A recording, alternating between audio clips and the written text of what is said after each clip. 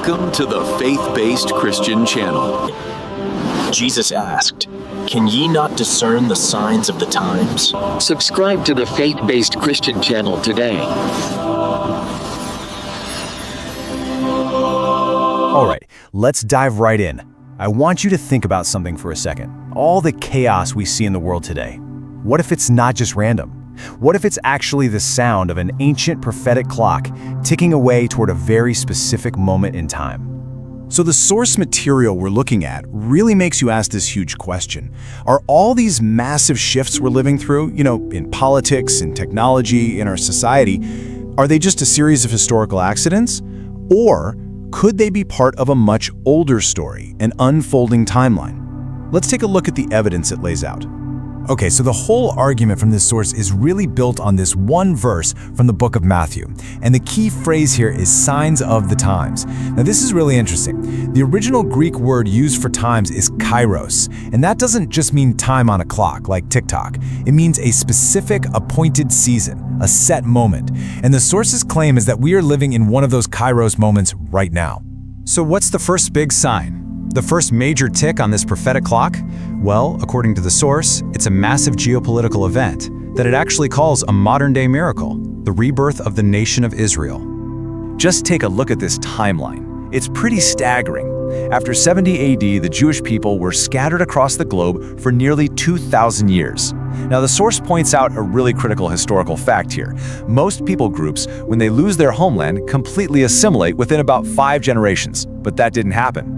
And that, right there, is presented as this profound, almost unbelievable anomaly that really sets the stage for what happened in 1948.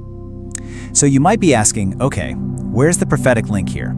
Well, the source points us directly to Ezekiel chapter 37 and this incredible vision of a valley of dry bones. And the text goes out of its way to emphasize that the bones are very dry. This is supposed to symbolize a national hope that wasn't just fading, it was completely, utterly dead, gone. And this is where it gets really specific.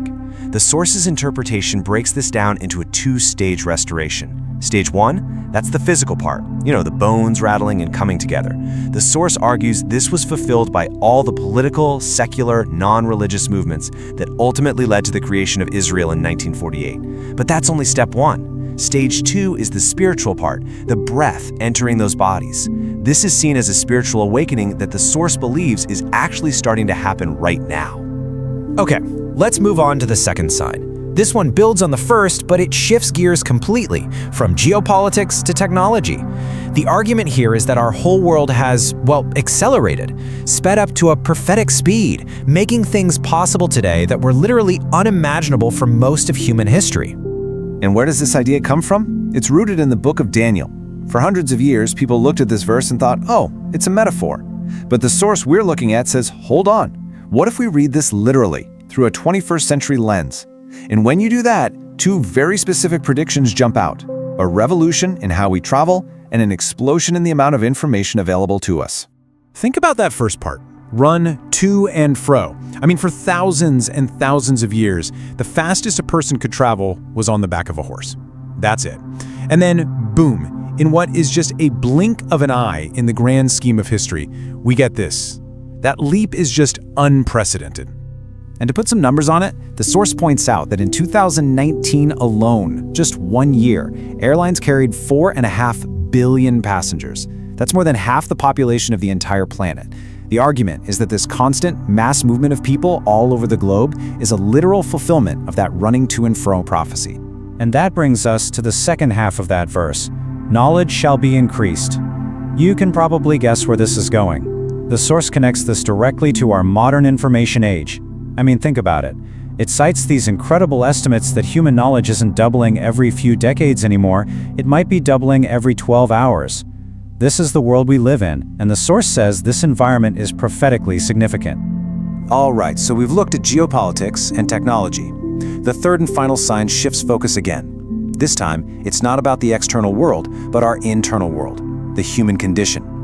The source lays out what it calls a sociological profile, kind of a moral checklist for what society would look like in the last days. So the source pulls this list of 19 traits from the book of 2 Timothy and groups them into a couple of themes.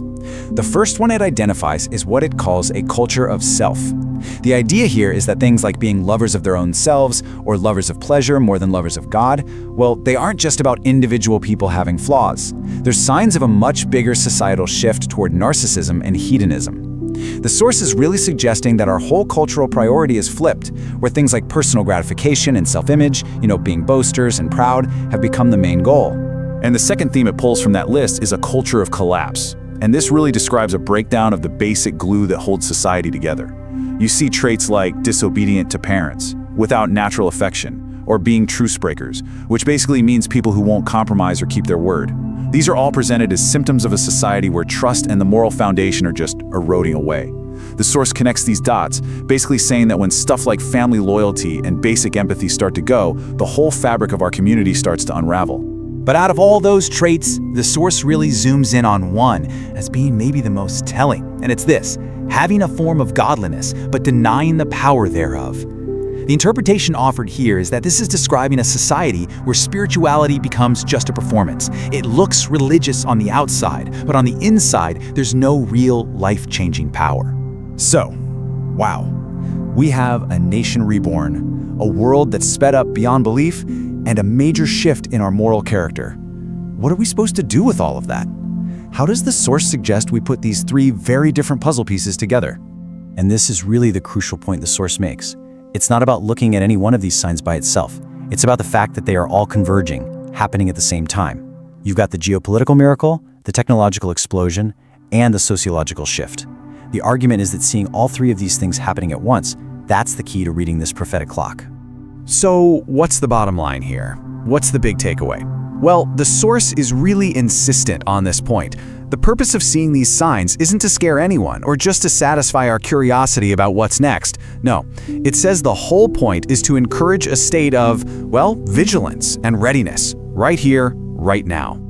And that brings us to the final thought the source leaves us with. It's really a personal question for all of us. If this whole premise is true, if these really are the signs of a very specific time, then what does being ready actually mean to you? Subscribe to the Faith-Based Christian channel today, and let's grow our faith together in these last days. The King is at the door.